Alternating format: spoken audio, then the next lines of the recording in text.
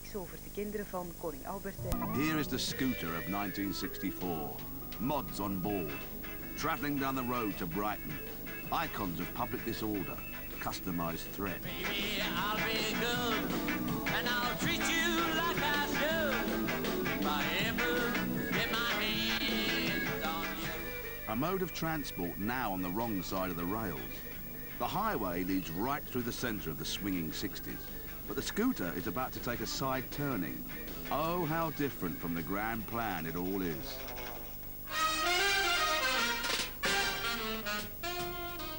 The scooter didn't belong to the mods.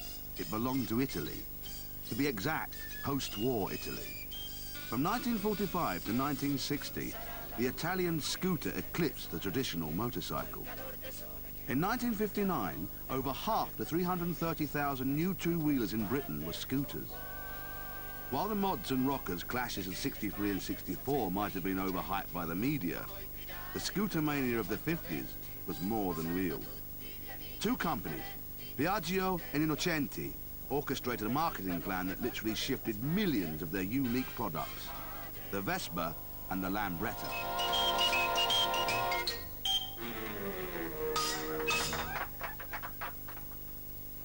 Italy in 1945 was in ruins. Daylight bombing by the Americans had destroyed the country's infrastructure. Most of the manufacturing areas had been blitzed.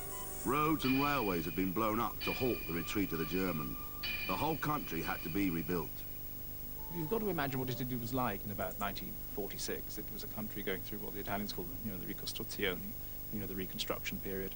All the great architects and designers of the day were devoting themselves to public service, housing schemes. It was a country which had sort of thrown off the dark mantle of fascism and was trying busily to modernize itself. Italy had its industrial revolution in about 1946, not in 1780. The Piaggio factory at Pontedera near Milan was a mass of rubble in 1945. Enrico Piaggio's company started in aviation in 1915 and ended up making bombers for the Italian Air Force during the war. Now, they had to quickly find a product for their workforce to make. Supported financially by the Americans, the Italian government was offering grants to companies which could provide basic transport. Piaggio decided on a short-term project to make a cheap two-wheeler that could be operated by anyone who could navigate the potholed roads. The project still goes on. The company had been making 98cc engines which the Air Force used to start aeroplanes. The first Vespa appeared in 1946 with a 98cc engine. The Vespa was the most radical design for a two-wheeler ever seen, a complete departure from the norm. It was designed by Corradino Descagno, Italy's foremost helicopter designer. His complete lack of experience in motorcycle design meant he approached the problem from first principles. Ho passato delle notti insonne per vedere di inquadrare bene il problema nel modo più chiaro, più elementare. E allora a un certo punto si sono delineate delle idee e io mi messi al tavolo del disegno e così cercai di inquadrare il problema in questo modo. La persona seduta comodamente su una specie, sul sedile, vero? Ho disposto simmetricamente alla persona due ruote, ho messo un parafanco dal sedile che copre la ruota, ho disposto uno sterzo in corrispondenza della ruota anteriore, automaticamente la forma nasce. It's genuinely one of the very, very great product designs. Two entirely different sources of inspiration make the Vespa into the very special machine it is.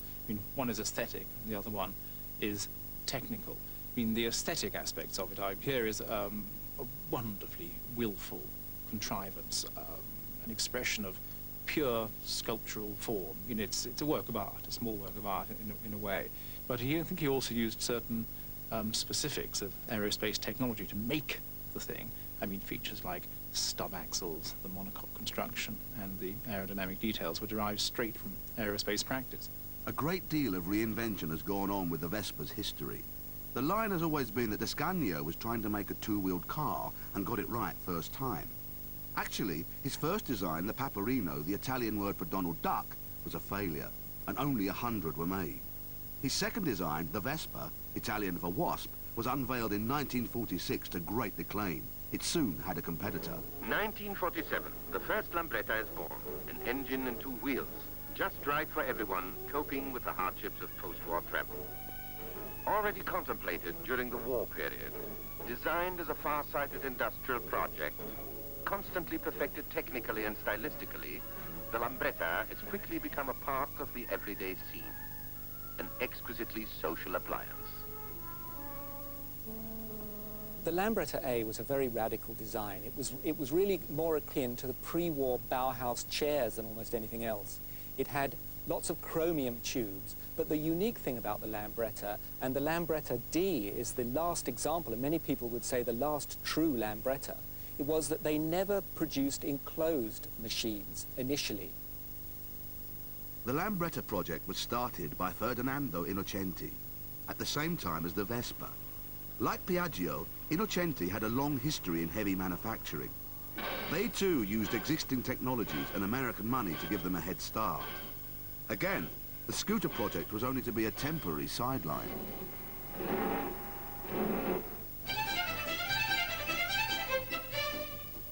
The Vespa and the Lambretta together remobilized Italy. They cost less than cars, but still weren't that cheap. Nevertheless, hundreds of thousands of Italians made great sacrifices just to have one. The Vespa and Lambretta were irresistible.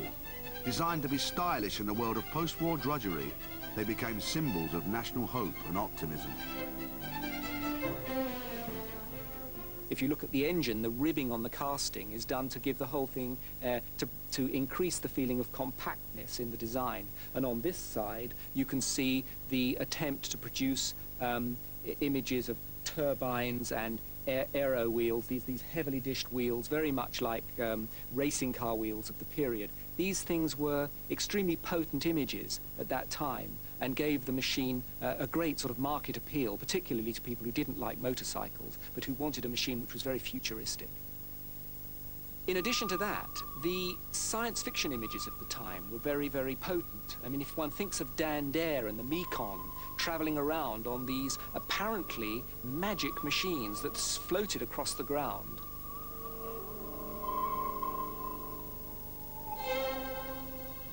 From 1950 to 51, there was an increase of 50% in road traffic in Italy. Of that, 80% were scooters.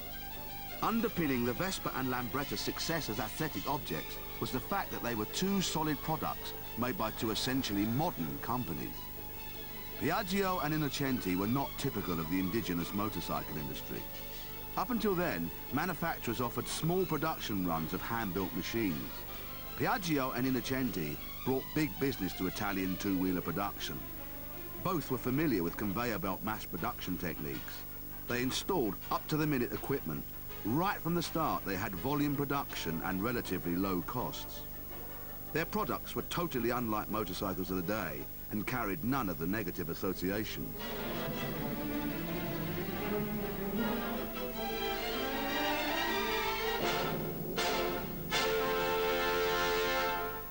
Most people who've been used to using motorbikes, I mean, 50 years ago, now are used to having them leak, explode, and drip all over them, and generally they're incontinent machines.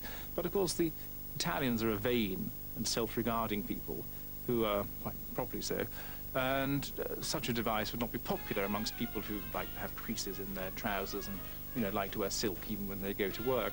And of course, the Vespa's leg guards. These are things too which speak about the, Italian vanity and pride of appearance. Not only is the all-enclosing bodywork paid tribute to their aerodynamic science, it also makes considerable concessions to personal style and vanity, and that you can ride a Vespa and not end up with oil stains all over your bottom. Motorcyclists of the time relished the prospect of doing the necessary weekly maintenance and repairs. Scooterists, on the other hand, were not expected to endure the same incessant tinkering as addicted enthusiasts. The motor scooter was a complete product. It wasn't a proprietary engine lashed to the rear wheel by a chain. It was designed from the scratch so that, in the case, for example, of the Lambretta, the compact quality of the entire design was the first thing that you spotted. And I think that's what distinguished it from all other motorcycles. This made it very attractive to people who really had no interest whatsoever in motorcycling. They went out, they bought something which was more akin to a car.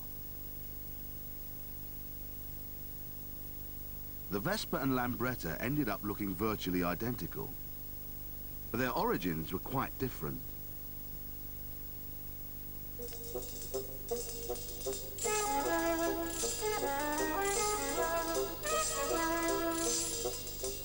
Piaggio's expertise was in pressed steel construction.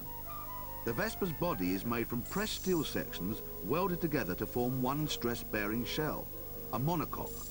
All other components are bolted to it. The Vespa is a snail, an invertebrate. The Lambretta, however, has a spine. Innocenti's background in steel tubing manufacture meant that Lambretta evolved with a central load-bearing tube, to which were attached footballs, leg shields, and engine. The Vespa had an elegantly designed engine. The motor and gearbox sat side by side, the whole thing cooled by a fan. This compact unit was connected directly to the rear wheel and moved up and down as part of the suspension system.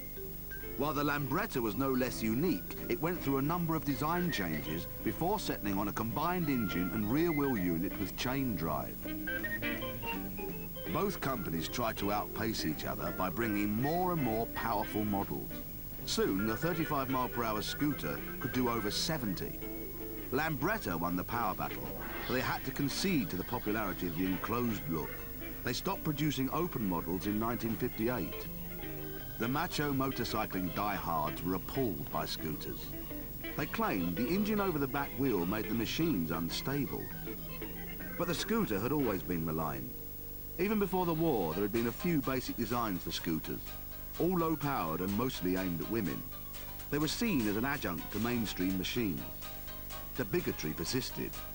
In Britain, dyed-in-the-wool motorcycle dealers refused to stock the Lambretta and Vespa. I have this uncle works in my dad's motorbike shop. He just won't touch scooters. He'd resigned before he mended one. Scooters are decadent or something. Capris made for the family outing. Motorcycle manufacturers were forced to take the threat seriously as scooter sales rocketed, boosted by another new fad, hire purchase. £9.10 for your first down payment, small installment. Belatedly, other manufacturers got in on the act. Largely, it was a disaster story. They were exactly what scooters shouldn't have been. They were proprietary engines, largely proprietary engines, lashed by chain to the rear wheel. And what the bodywork did was hid this terrible mess. By the early 50s, the Italian-style machine was rolling on a wave of modernism throughout Europe. The streamlined jet set were going places. In the process of mobilizing Italy, the Vespa and the Lambretta had mobilized the youth of the world. This was no accident.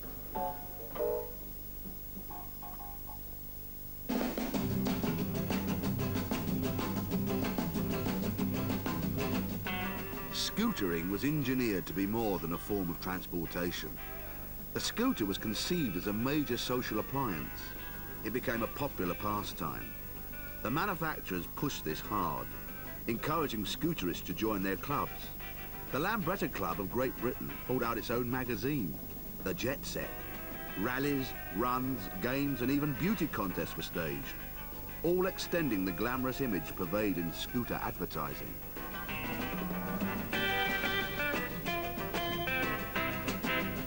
Well, I think we associate the Vespa so much with, Marcello Mastroianni lookalikes and blasting down the coast road in Amalfi and glamorous women in tight sweaters and tight skirts. You want to suggest what Italy was like in 1956? You take a photograph of a gleaming silver Vespa. I mean, it is just as evocative as a glass of martini or a baby Fiat. This machine actually came to summarize Italy. The two rivals presented their machines in very similar ways. Around them, they wrapped images which were the antithesis of wartime life. Vespa. Inventiamo qualcosa che vi faccia strabiliare, un cocktail fatto di genialità, di dinamismo, di eleganza, di potenza, tutto quello che può darti la felicità.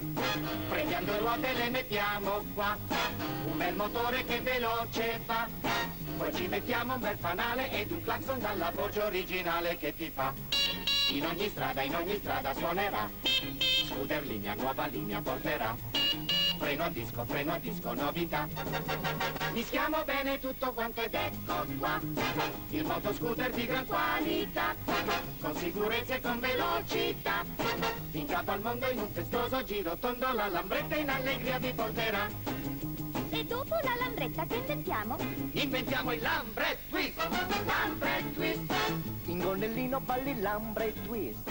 The two rivals presented their machines in very similar ways. Around them they wrapped images which are the antithesis of wartime life. Freedom, love, burgeoning youth, sex, fun. Scooters for the young and the young at heart. Contrabbassista tutti insieme fanno il Lambretta Twist. In riva al mare con il Lambretta Twist. A lavorare con il Lambretta Twist. Anche all'altare con la sposa puoi andare. Questo è l'anno in cui trionfa il Lambretta Twist.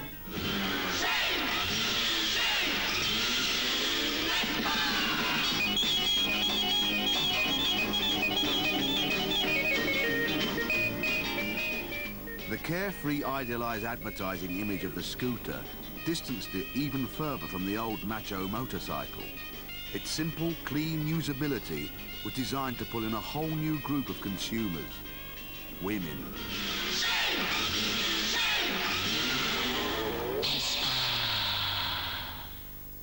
Mrs. Smith, housewife. She puts her Vespa to work during the week also.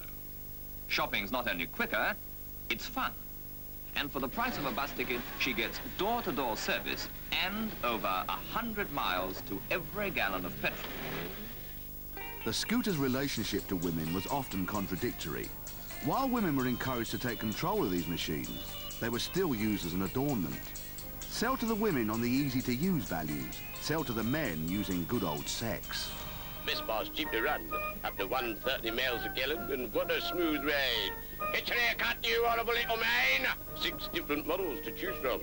A Vespa is the in thing to be out of. Inspect the Vespa yourself. And go, Vespa! The two companies also pushed the customer to live the jet-set image of their PR films. Jill, June, Jane and Jean, like all jays, are migrating birds. They're scooting off for a half-day holiday in France. Neat little models, eh? 12 stone, that's all they weigh. And what a chassis to delight the eye. The scooters, we mean. More motorcyclists are going for a spin across the briny than ever before. It's an idea which appeals to a girl who's slender in the purse as well. Under a $5 is all it will cost each of these lovelies to take a scooter to the continent and back. The idea of travelling around sunny Europe on these things was extremely attractive. They carried quite a lot of luggage. There was space for a rack on the back and a rack on the front. You could even have luggage carrying capacity where there was a gap in the step-through frame.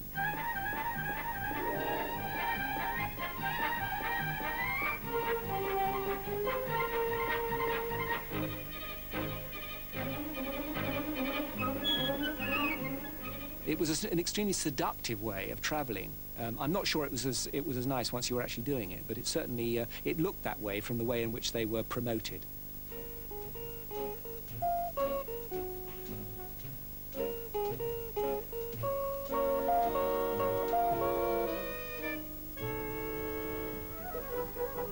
Piaggio and Innocenti did more than make a stylish product and present it stylishly.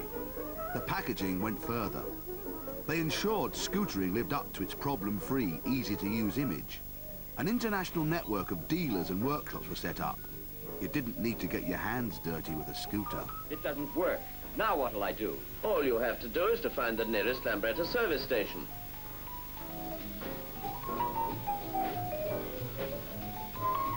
And of course, here is an Innocenti placard which tells you exactly where it is. This is the visiting card of every Innocenti dealer and sub-agent. Say, there's something wrong. The motor backfires. It's not pulling and it won't start. Oh, that's terrible. The other key thing was that the wheels being small meant that you could carry a spare. Now, this was, of course, unheard of on a motorcycle, and the fact that the wheels at the front and the back were identical meant that if you got a puncture, you simply changed the wheel, just like a car. It was a much more convenient, user-friendly machine all round because of these changes. Great pains were taken to display the supposedly feminine machine's masculine prowess by overcoming the hardest obstacles. Scooters took part in the 600-mile Milan-Taranto race and even held their own Isle of Man TT.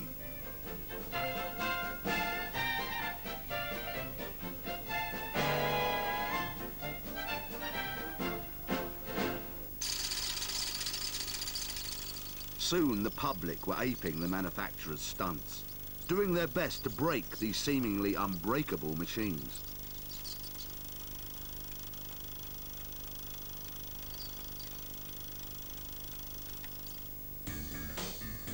Customization and accessorization were also becoming popular by the late 50s, and the manufacturers offered a large range of clip-on extras. The threatening, heavily customized scooters of the early 60s grew out of this innocent trend. Eddie Grimstead, an East London dealer, turned the trend into an art form. Mr. Grimstead is an unconscious prophet of the new pop and anti-art movement among the young. The relationship of the scooter to the mods is much more complex than whip aerials or foxtails. The mods, like any other youth movement in the early 60s, had to get around.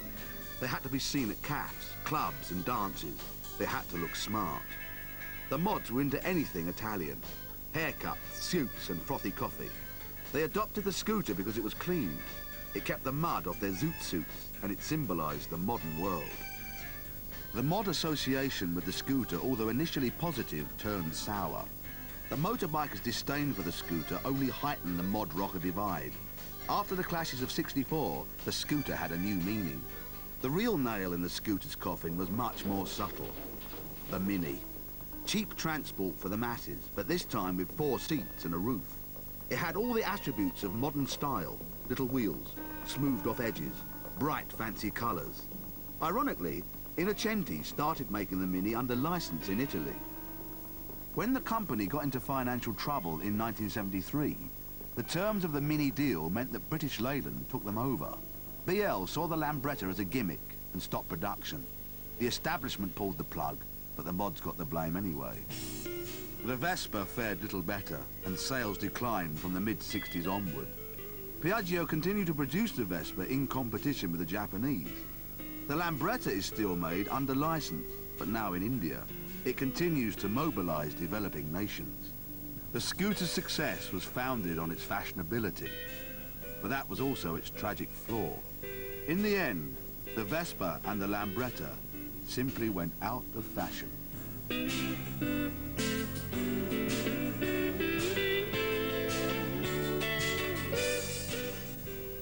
Morgen in Classic Bikes, voorsprong door vliegtuigtechniek.